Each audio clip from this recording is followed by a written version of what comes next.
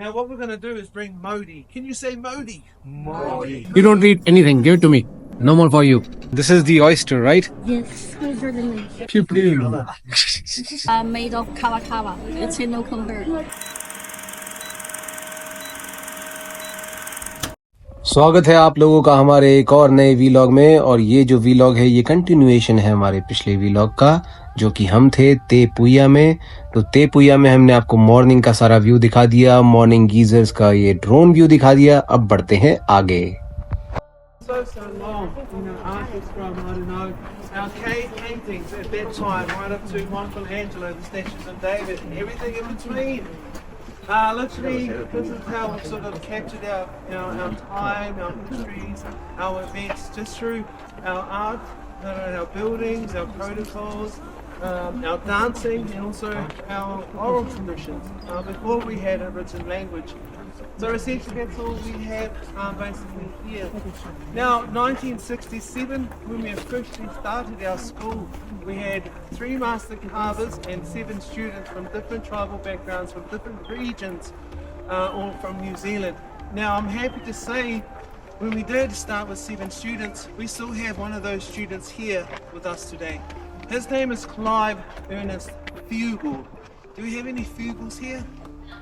So Fugle's not a Maori name whatsoever. So even before 1967, Maori have been creating relationships from all over the world. My name is Patrick James Falwasser II. That's who I am. I come from a very different time. Again, Irish, Scottish and a German last name. I'm very proud of those nationalities, but yes, I am Maori. So essentially what I'm trying to say is, from the ages of 18, if within your family tree, if you can connect to a Maori ancestor, then you have the opportunity to come and find out exactly what that means to you. And so again, 1967, we started here. I still had our Clive with us. So what they wanted to do is to give you guys an opportunity to come into somewhat of our home that we have here, without the restrictions that usually are placed on a place like this. So this is our marae, this is our home, all encompassing with the buildings. It is also named after a migration of ducks that used to migrate behind our house. Rotorua, the lake, Puia, named after the blue whistling duck you'll find on the New Zealand $10 note.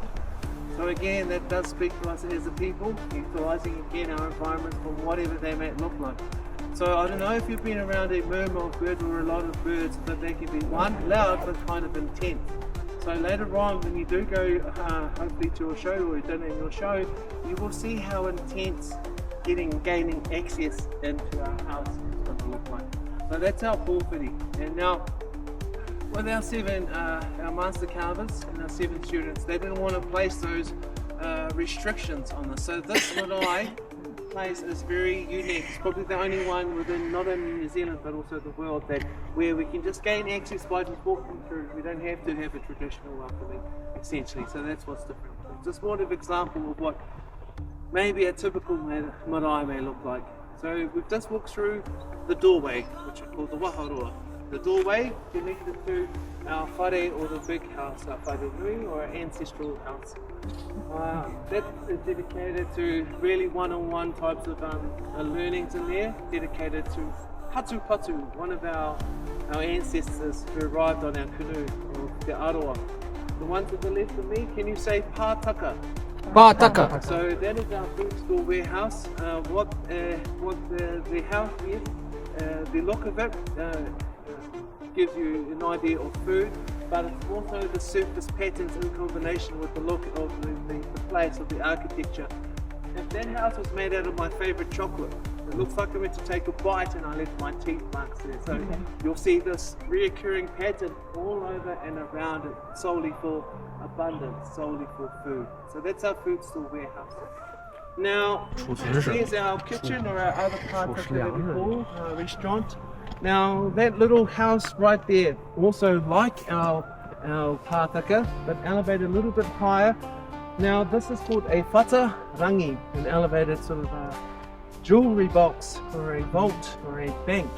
Now, what's unusual with this house is made out of pure silica bronze. It's probably the only one within New Zealand like that, 3.8 tons. So, why are you guys creating things in bronze? Well, for us as an artistic sort of timeline, we had always created these things with what was available in terms of stone, bone, nephrite jade, volcanic glass, in terms of trying to create X's. So literally everything you'll see here is somewhat made of that.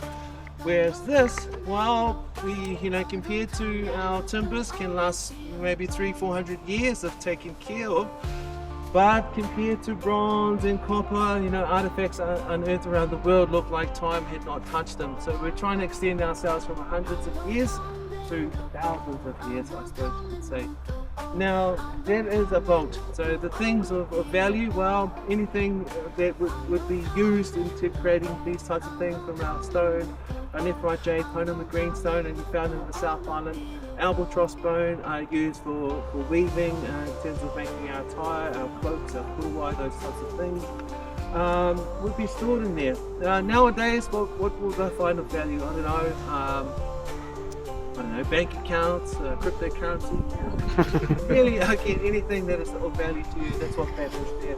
Now, why these things are elevated? Again, to keep out moisture, keep it like in a certain period, anything like Pacific rats and those types of things away, and also little children. Now, in our Pātaka, access is basically there's a little hatchway underneath the house. Sometimes the back wall would fall down, creating a ramp. And little ladders, I suppose you could say, just real sort of rudimentary type of ladders made out of sort of one sort of timber became empty. Now, what is in there is valuable. There's a declaration from with and behalf of all New Zealanders, not just the Indigenous, but all of us here, with the help of the United Nations. So this was created to go over to New York, there at the main headquarters, as a part of our I suppose, our solidarity, our coming together as a nation. So that one day will actually make its way over there. So very unique as well. So that's our whakarangi. Now what we're going to do is bring Maori. Can you say Maori? Maori. Energy, life force, matter, antimatter, dark matter, spark, whatever's energizing you. Once we take our energy into our house or into our person, it's going to be us that bring our ancestor light. So come on through.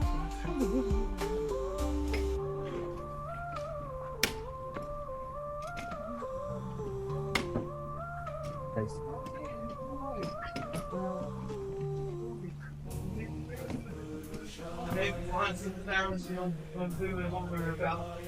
About things about good hand along our carvings as well. To give the idea of what tattooing may have felt like on the body. Yeah.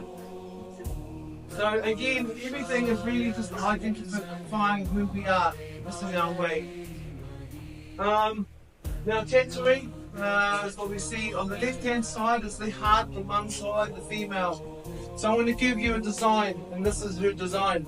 This design means that she's a great speaker, orator, loves to talk, chat.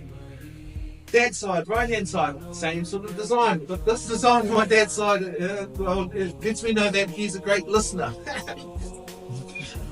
So they would look pretty much similar, but there will be little details on even the look and how it's placed around the chin for our ladies, our men, the whole face.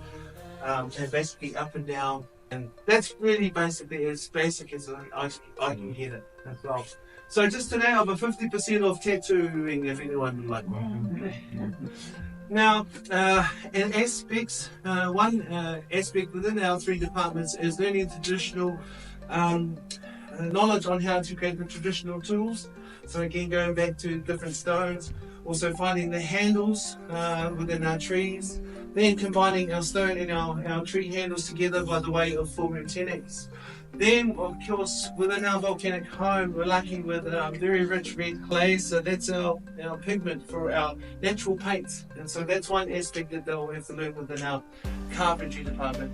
Now, we have torta, red pine, wonderful straight grain. It also has an oil within it that'll push out any water that tries to invade it. So this is what we have here. Now, abalone. Who likes abalone? All right. Yes, nice. I need some more recipes and I'll come see you later. So for us here, abalone shell, it's a sort of a black slug, very slow moving, sips everything. The shell, and that's the inside of the shell. Now, what about stories coming back, or origin stories of the first carvings, the first house, the first architecture like so, was created from the god of the sea, Tangaroa, not Jason Momoa. as well. And so in honour of that information, this is why we have abalone shell ice. Now looking up painting, now Te Arawa, I can give you a meaning to that. We're named after the hammerhead shark.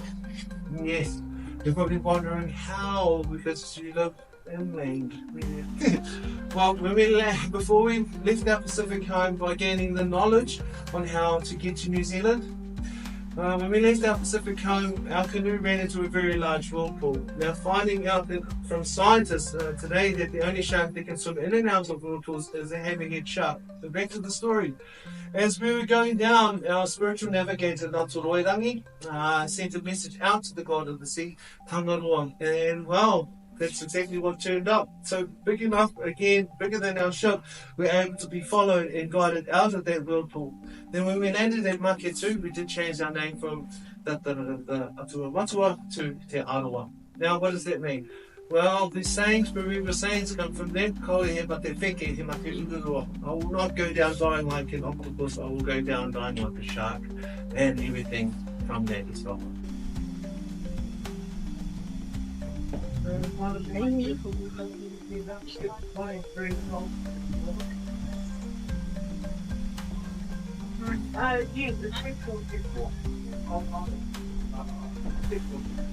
just that's all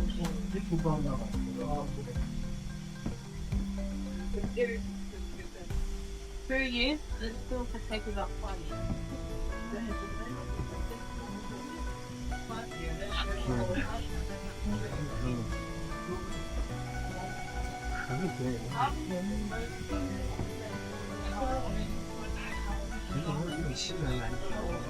यहाँ पे वो pendulums बनाए जा रहे हैं जो कि आप कई बार माओरी लोगों को पहनते हुए देखते होगे।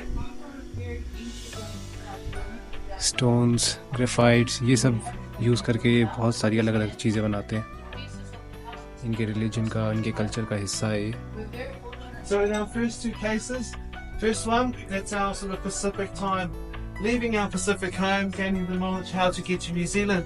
The second case we call the classical Maori period. Everything you'll see here in our school, you will see in any museum. So the first piece that we have to make is what we see here. This is a sort of multi-tool knife. We can cut, we can soften things, we can pick things. Yeah, really it's up to you what you can make. So this is one of the first pieces. Now using a tool of a certain period, this is our two. Can you say two? Two. Two witty. Two to stand, witty to shake from side to side. So this is our two witty. Fire starter, maybe. Drill, absolutely. So here's our fibre extracted from our flax plant that we just walked up. Now that's going around again our central pole.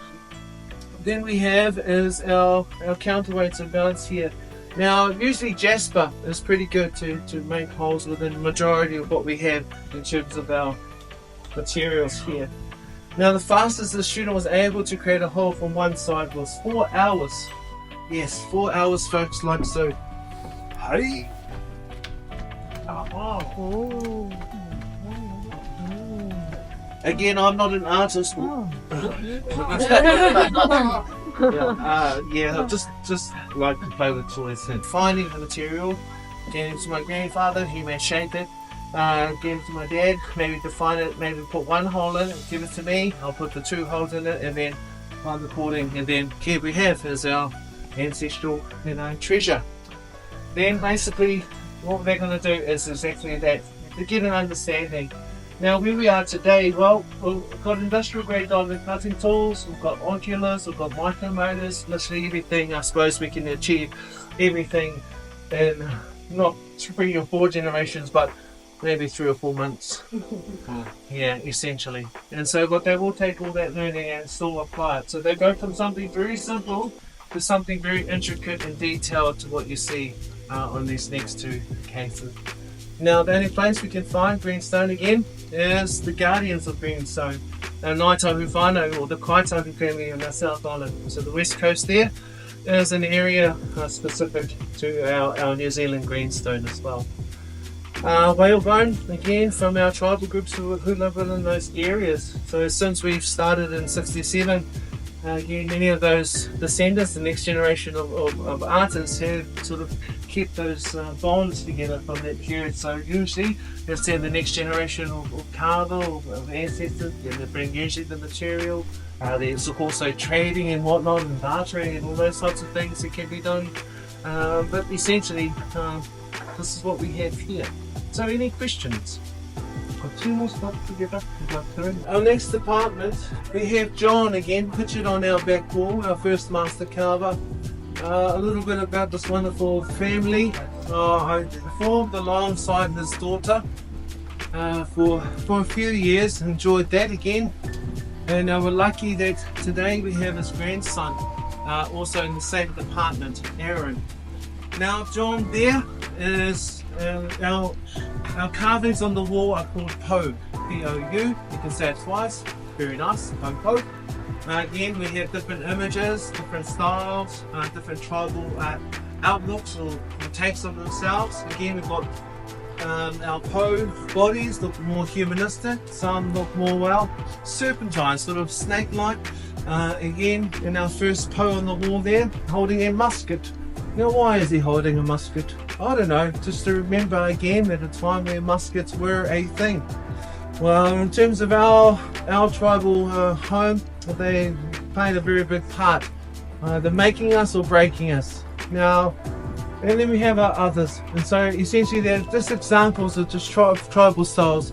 Now while they're here, again maybe 2 to 3 years, they will learn their tribal style, maybe mum and dad's, and even extend themselves to other regions as well. So when they leave here, they have somewhat of a starting point of an understanding. They may get called on by other tribal groups to create not only the carvings, our Po, our 3D, our just over to the right, but also even the architecture itself of the buildings as well. So come on through. So they recreate what's in these cases, from our handheld weapons, from our jewelry boxes to our wind instruments as well. Now just in this part over here is really, we again, like all artists, is taking inspiration from our environment. So we just look again at what we see and then we just transform it into our own ideas, attaching meanings to those ideas, essentially giving those ideas life by the way of stories. Now we also do have the opportunity of doing some commission works. So currently we are restoring a couple of those works in front of us. So within our culture, we have a good knowledge about how to adapt and manipulate, I suppose, this wonderful material we call flax. So come on through.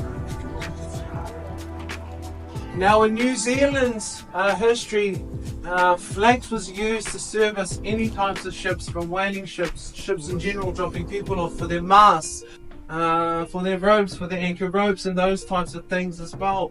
Making mats, hats, mats, bowls, shoes.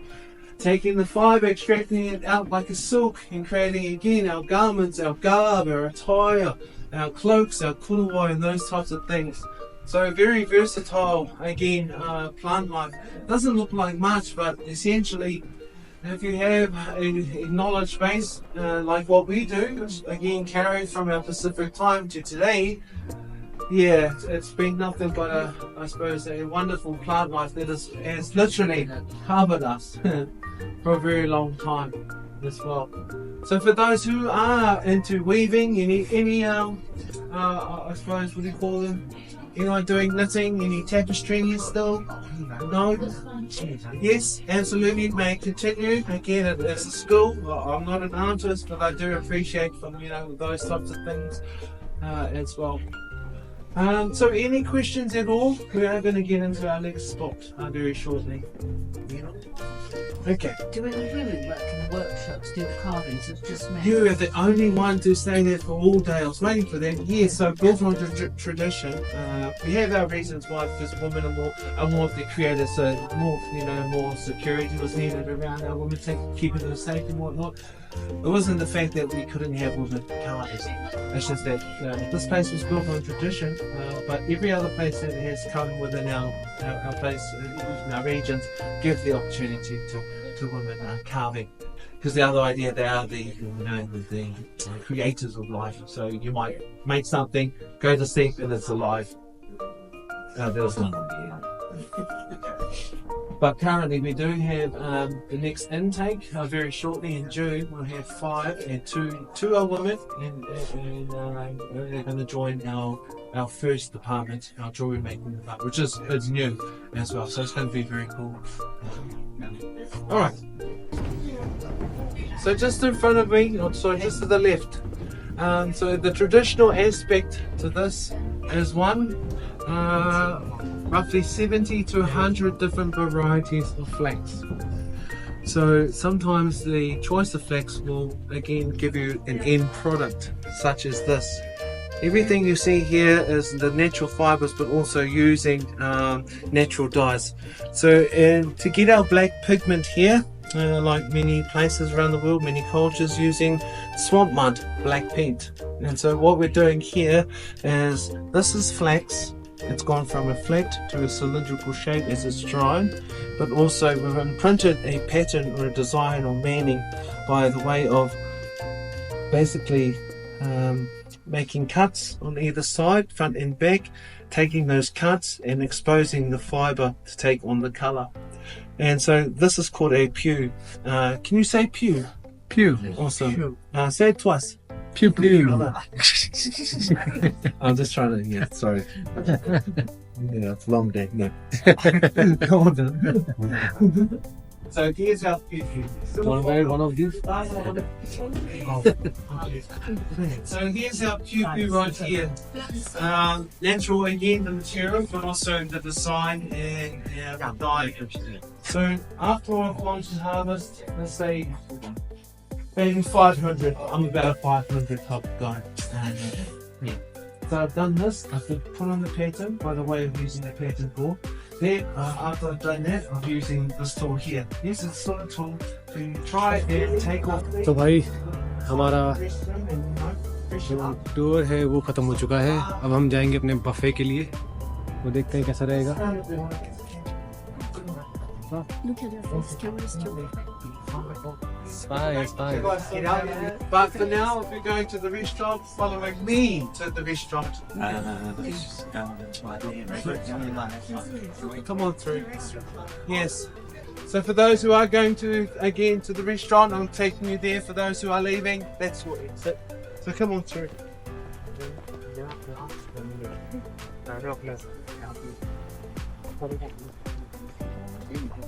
You're holding it up to your nose so everybody's feeling it. Look at this. Let me show it to you. See? It doesn't change the height. You're holding the low face. We're going to look fat and weird. Oh, Yeah, it should hold it like that, but it just extend it. she's too worried that she's looking to look fat. Because I'm fat. ये भाई देखो इनका restaurant. This looks good and it's still warm. Wow. Beautiful. Take care for dinner. Right through there. Our managers will sort you out. Thank you, my friend. Have a Thank you. wonderful evening.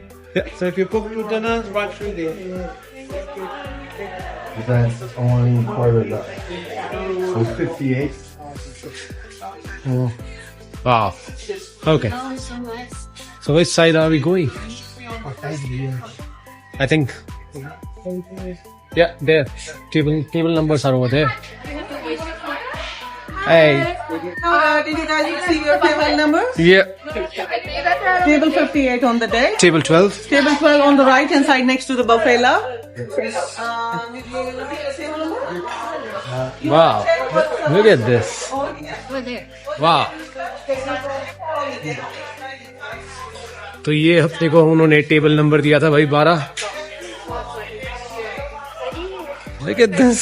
Swanky. हर जगह ऐसे steam निकल रही है geysers में से. और रात को ये और ब्यूटीफुल हो जाएगा. जैसे कि आप देख सकते हो वहाँ पे भी पिंक लाइट जलनी शुरू हो गई है. रात को ये पूरा इल्यूमिनेटेड होगा.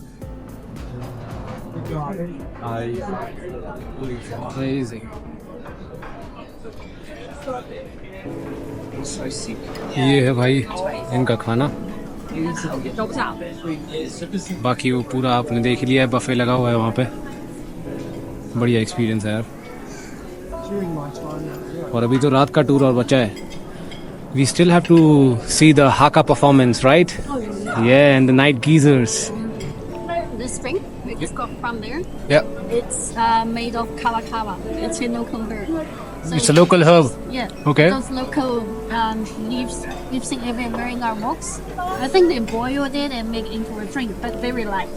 Oh, so it's a special Maori traditional drink.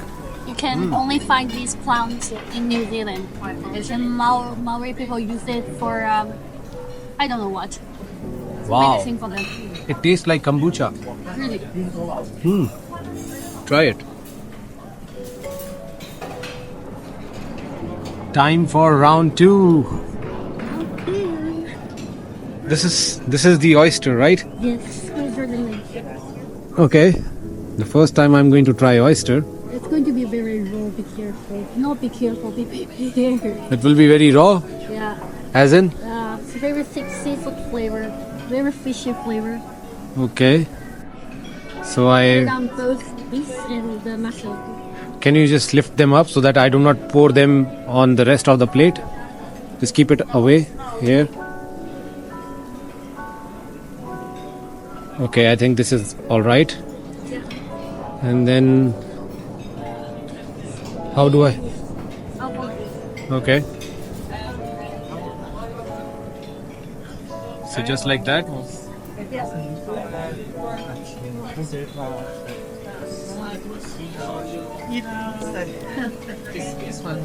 This is good. What are you talking about? It's nice. Glad you like it. And this is mussel. Yeah, this is mushroom. Okay. There you go. Mussel. This is cooked. Okay. I'll just take the seaweed. So that one was raw. That one was raw. It's uncooked. Okay. You know? Please just ignore me tomorrow. Try this. Nice. Glad you like it. That was very yummy. No, I like it. First time I eat oyster, I almost vomited. What are you talking about? So good. Really? Yeah. I'm not going to try. You didn't try? No, I cannot try. I cannot eat raw food. Wow. How come a Chinese cannot eat raw food and then? Because I'm pregnant. Oh. Okay. Sorry. Forgot. I was about to say how can a Chinese cannot eat it. Oyster again. तो इनके buffet के जो desserts हैं वो दिखाता हूँ. ये देखो. ये डेजर्ट्स हैं. और इस तरफ में आप जो देख रहे हो ये सारा sea food. By the way, everything they have cooked which has like honey, chicken or honey roasted chicken, anything honey roasted lamb, Yeah. everything has been cooked underground Oh, yeah. in those tandoors. Yes. यहाँ पे salmon रखा हुआ है and that's everything related to meat. And now it's time to try some desserts. Yeah, it's just over there. Oh, yeah. We also heard it. And down the end is Something about these cakes that you have bought. Some chocolate cream, and this is caramel pudding, tiramisu, and this one is special. This one is called pavlova. So it's a very special dessert, and they're arguing who created this, either Australians or New Zealanders. So no conclusion has been reached yet. And this one is made of the whipped egg white. So this part is egg white. There's no flavor other than sweetness. Then they put some cream on it. They put some jam on it to give it more taste. You should try this one first. Okay, I will. This one? Yeah.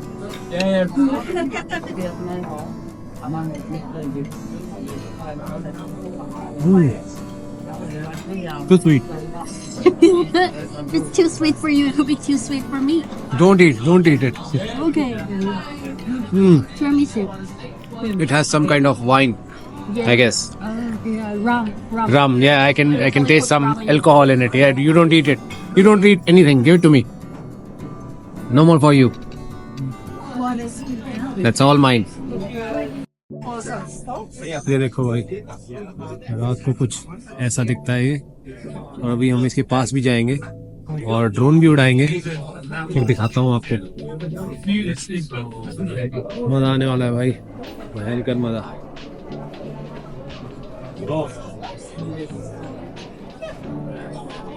और इसको देखो, इसकी मीठा खाने की आदत नहीं जाएगी। Why are you eating sweet things?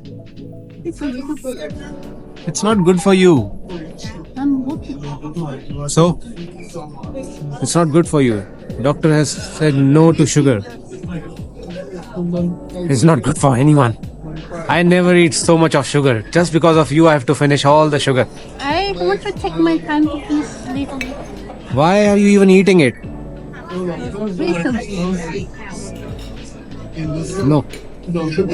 No. No cake for you. Doctor said you've got to leave. Yes, you have lived enough.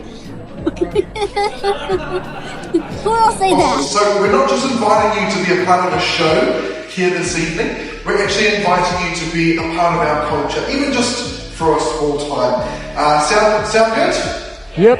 Wonderful. So the show is split up into two parts. You've got the outside part and then the inside part. The outside part consists of a traditional welcoming ceremony that we know as the pōhiri. And then the inside part is an array of different cultural song and dance. Now, as for this outside part, the pōhiri, can we say pōhiri? Pōhiri. A pōhiri is a traditional welcoming ceremony. In days of old, this process was used to not just welcome folks, but also to determine the intentions of the oncoming tribe. So if it's your first time to an area, you are what we call waiwai tapu, or sacred feet. Pretty much, you haven't stepped on the land just yet. And if, in our culture, if it is your first time to a new area, you must be welcomed on inside. So we're going to have a traditional welcoming ceremony tonight. Now, this ceremony has lots of different elements a part of it that make it pretty cool. You've got the haka pōhiri, the welcoming chant. Sometimes we'll have a karanga, which is a welcoming cry. In this area, we don't do karanga at night time, so we won't be doing that tonight. But we have this really cool thing that we call whittle. Can we say whittle? Whittle. A whittle simply translates to a challenge, folks. And like I mentioned, we had a process to determine the intentions of the oncoming tribe. Now, usually that was one of two things: peace or war.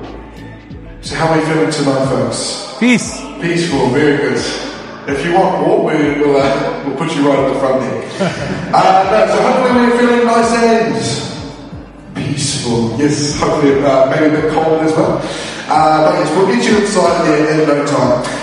Now, the whittle, that consists of a number of warriors. They'll be coming out onto this grassy area trying to intimidate us, trying to get a reaction from us. And in days of old, it could be taken as a sign of disrespect to laugh at these warriors, or even to talk during this process as well. So we're going to try and replicate those conditions. We'll be trying to refrain from laughing or talking, and to play it safe, we'll try not to smile as well. Sound okay? Sound kapai? Kapai. Okay, kapai, well done.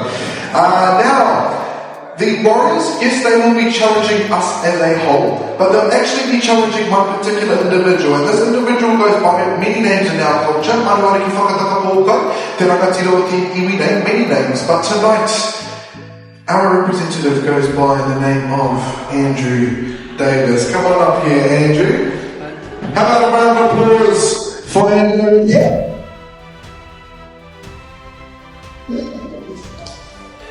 Now, tell the family here a little bit about yourself. Whereabouts are you from? I'm originally from the US, from Ohio. Now, those big long Maori names I just mentioned, they have a simple English translation, and that is chief. So tonight, your chief has been chosen. This is the representative of our little iwi, our tribe here this evening. So, chief, no pressure there. Now, I think you are a little bit familiar with the process.